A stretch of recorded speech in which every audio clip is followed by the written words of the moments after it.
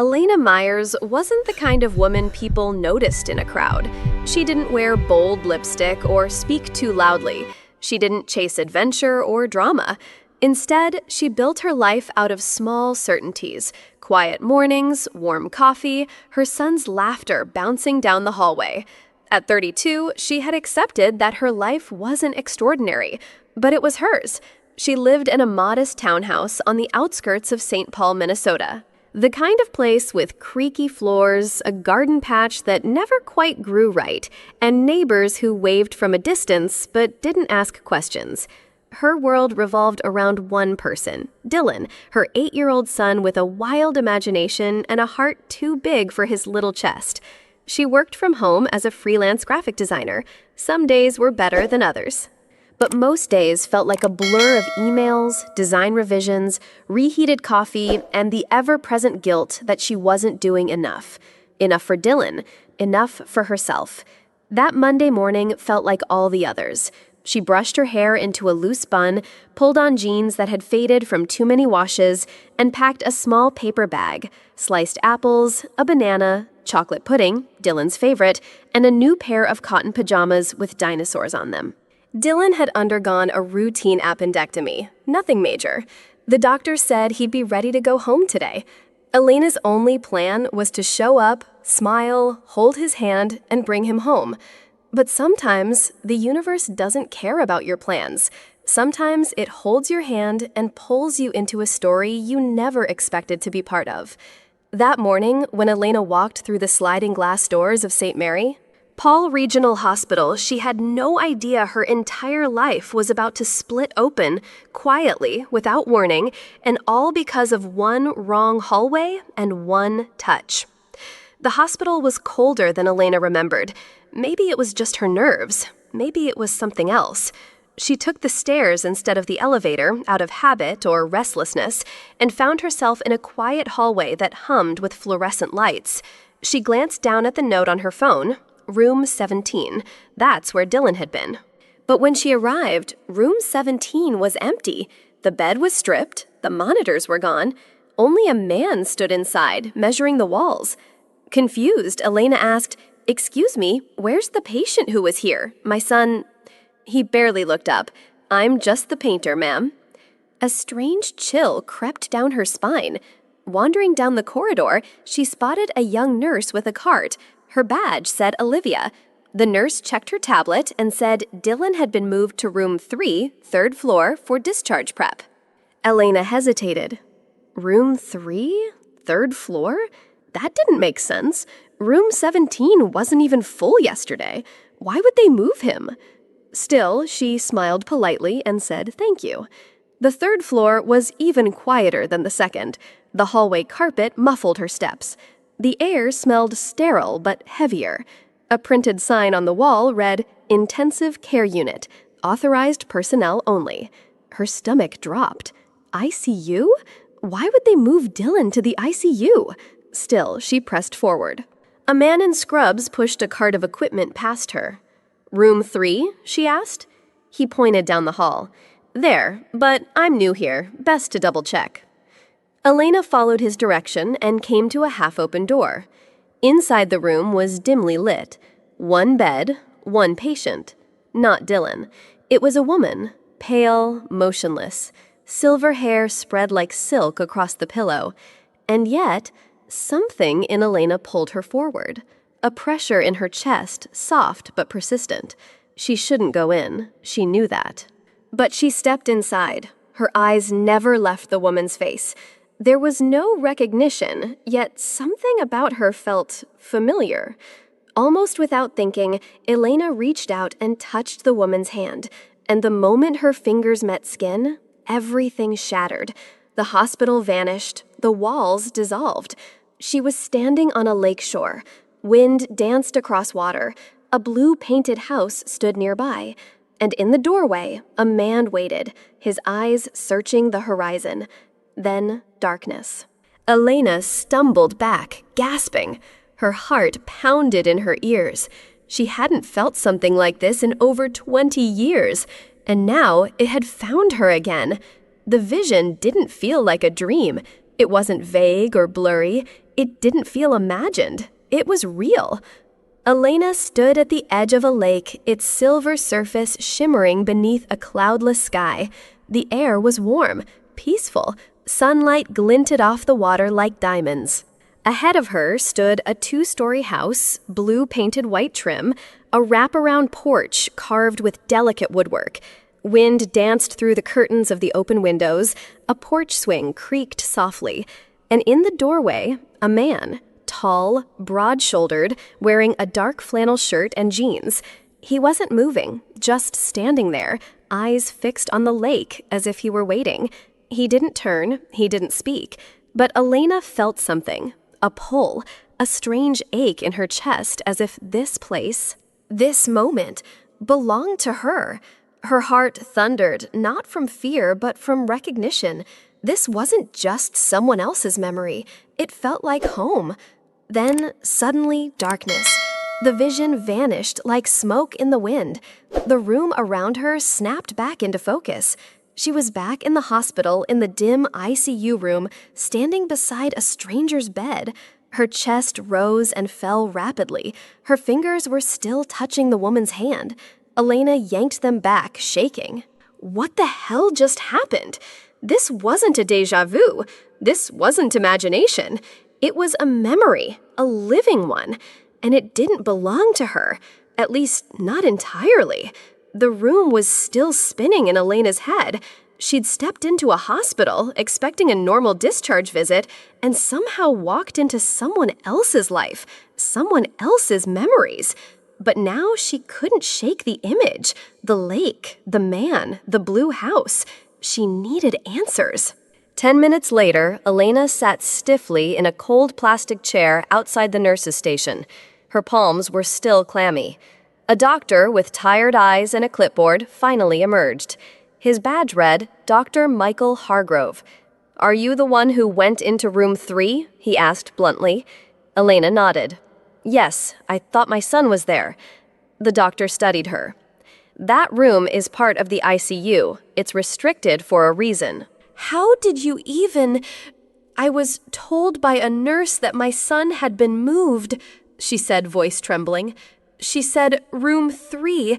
I didn't mean to." Dr. Hargrove held up a hand. "It's fine. I just need to ask what exactly happened in there." Elena hesitated. What could she possibly say? I touched a stranger and saw her memories? That sounded insane. So instead, she said softly, "I thought she looked familiar. I touched her hand, and something strange happened. I don't know how to explain it." The doctor exhaled slowly. He didn't roll his eyes. He didn't scoff. Instead, he flipped through the chart in his hands. "She was admitted 2 weeks ago," he said, "found unconscious near Silver Pines Lake. No ID, no phone, no wallet, just a satchel of paintbrushes and a canvas bag." Elena blinked. Silver Pines Lake, the same lake she had seen in the vision. "Do you know who she is?" she asked carefully. Dr. Hargrove shook his head. "We don't. We've listed her as a Jane Doe." Jane Doe. A woman with no name, no story, no one looking for her. Or so they thought. Most people would have let it go. Most people would have walked out of that ICU room, chalked it up to stress, nerves, or imagination, and never looked back. But Elena wasn't most people. That night, after she put Dylan to bed, she sat in the dark with her laptop open and the vision replaying in her head like a broken film reel. The lake, the blue house, the man in the doorway. She couldn't stop thinking about it. The feeling hadn't left her. It was like the memory had etched itself into her skin. So she searched. She typed in Blue House by Lake, Minnesota, Lakeside Homes near St. Paul, Silver Pines Lake property. She didn't even know what she was hoping to find. But then there it was, an old listing, 2 years outdated. A house painted pale blue, white trim, carved porch railing that curled like vines, located just off Lakeside Drive, Silver Pines Lake. Elena's breath caught. It was the house from the vision. Not similar, exact. Same angles, same windows, same feeling. Her fingers trembled as she clicked through the archived photos. She knew she had to go there. Not tomorrow, not next week, now. She packed a small overnight bag, gently woke Dylan, and whispered, "We're going on a short road trip, buddy." He groaned sleepily. "Now." "Now," she said softly. "It's important." It was just past noon when Elena's car rolled down the gravel path of Lakeside Drive. Silver Pines Lake shimmered like glass to her left, calm, untouched, as if it held its breath for what came next. And there it was, the house. Blue-painted, carved porch railings, the same curved swing. It looked exactly like the one in the vision, except this time it wasn't a dream. Dylan whispered from the back seat, "Mom, is this someone's house?" "Yes," Elena replied, swallowing hard, "but it's important." Before she could reach the doorbell, it opened. A man stepped out, tall, lean. His face looked like it hadn't seen rest in weeks. Stubble along his jaw, dark circles under his eyes. There was suspicion in the way he squinted, guarded, hardened. "Can I help you?" His voice was low, sharp, protective. Elena hesitated. She realized how insane this would sound. "My name is Elena Myers. I think your mother is at St. Paul Regional Hospital, in the ICU." He froze. "My mom, yes, she was found 2 weeks ago. No ID, they've been calling her Jane Doe." Silence. Then the color drained from his face. I filed a missing person report last week," he murmured. "No one told me she was in a hospital. Are you sure?" Elena nodded slowly. "Her name is Margaret Reynolds, right? She paints, lives here, by the lake." The man's knees seemed to give slightly. "You saw her?" "I touched her hand," Elena said, voice low. "I saw her memories." He didn't answer. He just stared between disbelief and something else. Something almost like hope, if he dared to feel it. After a long pause, he said quietly, "Take me to her, please." The next morning, Elena stood once again outside the ICU. This time, she wasn't alone. Ethan walked silently beside her, fists clenched, his jaw tight. He hadn't said much during the ride, just a few nods, a few deep breaths, but the storm in his eyes said enough. Dr. Hargrove met them at the door, clipboard in hand. "She hasn't moved since yesterday," he said. "Vitals are stable, but there's been no cognitive response." Ethan's face twitched. Elena stepped forward. "I'd like to try again," she said quietly. Dr. Hargrove hesitated, then nodded. "Just be careful." The door opened. That same sterile silence greeted them. Machines blinked. The monitor beeped in slow, steady rhythm. Margaret Reynolds lay motionless, pale, peaceful. But something in the air felt different this time. Elena approached the bedside slowly. Her palms were sweating, her heart hammered. She took Margaret's hand again, warm, limp. And the moment skin met skin, it began. The room dissolved. The light shifted. The sound of monitors faded. Elena was no longer in the hospital. She was inside. She stood barefoot in a sun-dappled field. The wind tugged gently at a young girl's braids as she twirled with a wooden horse clutched in her arms. Laughter rang out. The little girl's name, Margaret. Then the scene melted into another. Margaret, older now, sitting cross-legged on a floor, sketchbook in hand. A teacher bent beside her, eyes wide with surprise. "You have real talent," he said. The compliment lit her up from the inside. More flashes, faster now. Teenage Margaret under an old chestnut tree, kissed in the rain by a boy who promised he'd never leave. Then heartbreak, tears at a train station. Her hands pressed against a window as someone walked away. Then paint, so much paint. Canvases everywhere. A tiny apartment dim and cluttered with brushes and dreams. A baby Ethan asleep on her chest while she tried to finish a commission on no sleep and less money. Elena felt her chest tighten. So much love, so much loneliness.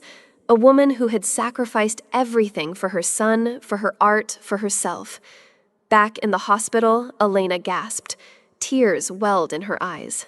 She looked down, and Margaret's hand had twitched. Elena didn't move. She didn't breathe. Her eyes locked on the hand she was holding. Margaret's fingers squeezed. Not a reflex, not a spasm. It was soft, deliberate, like someone slowly waking from a dream. Then another shock. A single tear slid down Margaret's cheek. Elena gasped audibly. "Doctor," she cried, her voice cracking. "She moved. Her hand. She squeezed my hand." Within seconds, the room exploded into motion. "Doctor." Hargrove rushed in, followed by 2 nurses. Monitors beeped louder. A flashlight flicked across Margaret's eyes. Blood pressure was checked, pupils observed. And then Dr. Hargrove froze. "She's reacting," he whispered. He looked at Elena as if seeing her for the first time. "This is remarkable. We haven't had any neurological response in 2 weeks. Nothing, not even a twitch. But this is different." Ethan stared at his mother, eyes wide. "Mom," he whispered, barely daring to believe it. "Can you hear us?" No reply, but the tear still clung to her cheek. The hand that had squeezed didn't let go. And for the first time since she was brought in unconscious, Margaret Reynolds was no longer lost. The machines had calmed. The lights were dimmed. And for the first time in weeks, Margaret Reynolds opened her eyes.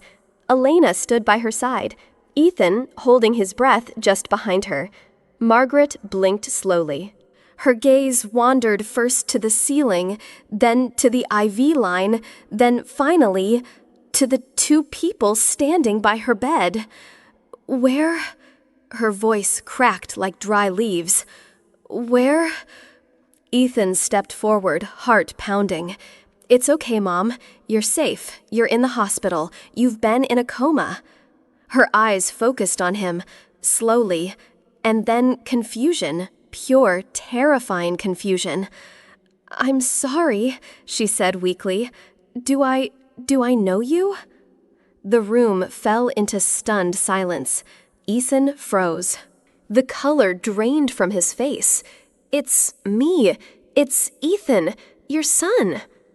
She shook her head almost apologetically. I don't have a son," she whispered. That sentence, it cut deeper than anything he'd ever heard in his life. Elena watched horrified as Ethan stumbled back like he'd been punched in the chest. Dr. Hargrove stepped in gently. "She's showing signs of retrograde amnesia. Her memory has likely regressed. She might not recall events or people from the last few decades." Elena's heart sank. She looked at Ethan, and in his trembling hands, was hope slipping through his fingers? "Who are you?" The words stabbed through the air like a blade. Margaret's voice was soft, gentle even, but to Ethan it sounded like thunder inside a hollow chest. He just stood there, silent, shaking. I'm Ethan," he said, again barely above a whisper. "Your son." Margaret tilted her head, eyes full of polite confusion. "I'm sorry, but I don't remember having children." And just like that, the last thread Ethan had been holding onto snapped. He turned away, hands clenched into fists. His jaw trembled. "I looked for her for 3 weeks," he muttered, more to himself than anyone else. "Filed a missing persons report, called every hospital, searched every shelter, slept in my car. Now, she didn't even know his name." Elena reached for him, but he stepped back. Tears fell freely. Not loud, not dramatic, just quiet, defeated. "She's not gone," Elena whispered gently. "She's still here, just lost." But Ethan wasn't ready to hear that, not yet. Because sometimes the most painful silence isn't when someone dies. It's when they look you in the eye and don't remember loving you. The diagnosis hit like a quiet hammer. Retrograde amnesia. Dr. Hargrove laid it out in clinical terms. No drama, just cold fact. She remembers basic functions. Her name, her age. She knows what year it is. But her past relationships, people, those are locked away. Ethan dropped into a chair, his hands buried in his hair. So what? She might never remember me? The doctor hesitated. We don't know. Sometimes memory comes back in waves, sometimes never. All we can do is wait. But Elena wasn't convinced. She had seen too much. She had felt too much. She had been inside Margaret's memories, felt her loneliness, her heartbreak, her love for Ethan. That didn't just disappear.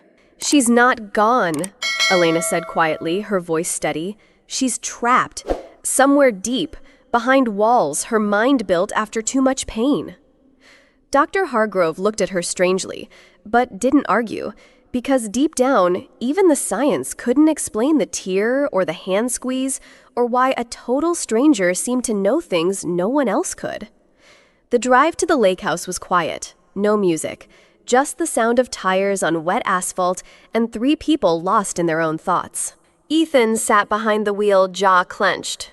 Margaret sat in the back, staring out the window like a tourist in someone else's life. And Elena, she sat up front, silently gripping the strap of her bag, wondering if she had just stepped into something she couldn't undo. It wasn't home. Not yet. But when they pulled into the gravel driveway, Margaret whispered, "I've been here before, haven't I?"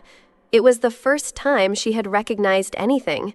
Ethan's eyes welled up. "Yes," he said, voice cracking. "You lived here. You painted here. This was your world."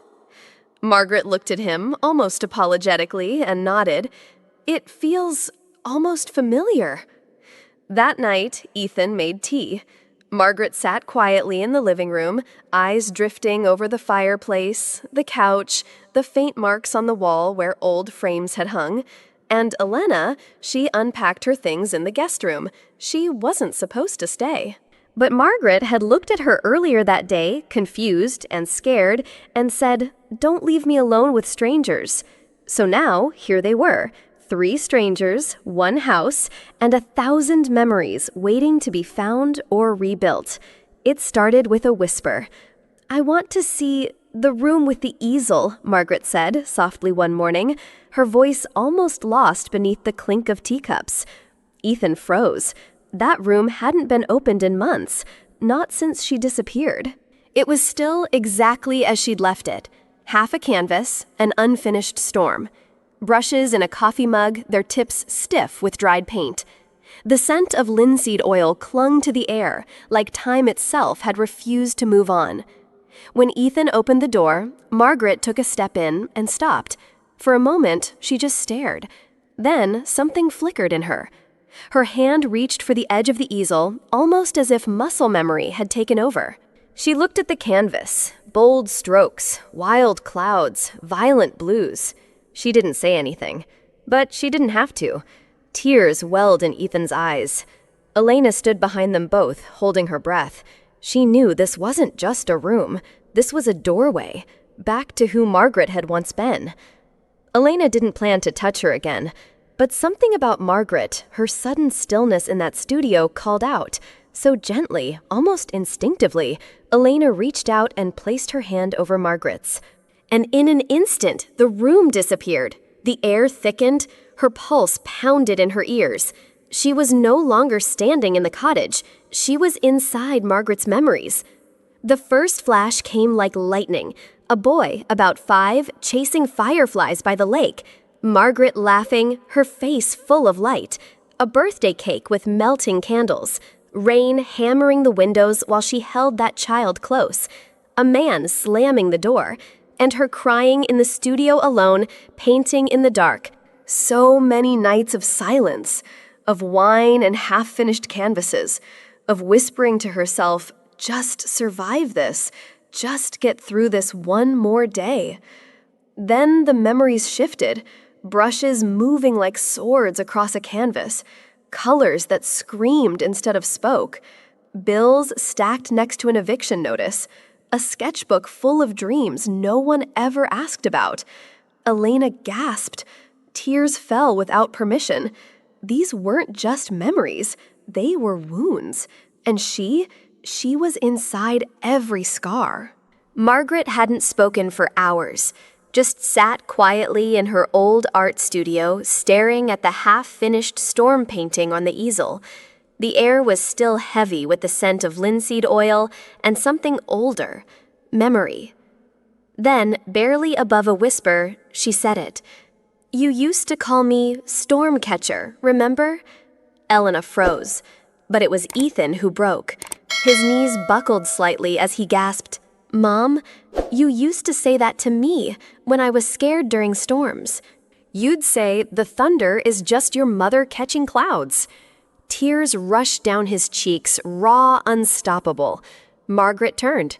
Her eyes locked onto Ethan's, and for the first time since she opened them, she smiled, soft, unsure, but real. "My son."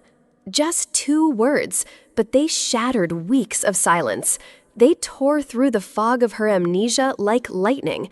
It wasn't everything, not yet, but it was the beginning. It happened on a quiet Sunday morning. The lake outside shimmered under the early sun, and the house, for once, wasn't silent. The smell of toast and blueberry jam lingered in the air. Elena was folding laundry, and Ethan was tinkering with the old radio in the living room. And Dylan, Elena's 8-year-old boy, stood by the kitchen door, holding a paper drawing of a rainbow and a stick figure family. He looked at Margaret sitting by the window, humming softly to herself, and said, "Grandma Maggie, this one's for you." Margaret turned, eyes wide. For a moment, no words came. Then she laughed. Not just a polite chuckle, but a full, surprised, bubbling laugh that echoed through the walls. It was the sound of warmth, of something old being reborn. "Grandma Maggie," she repeated, her voice cracking a little. "I like that."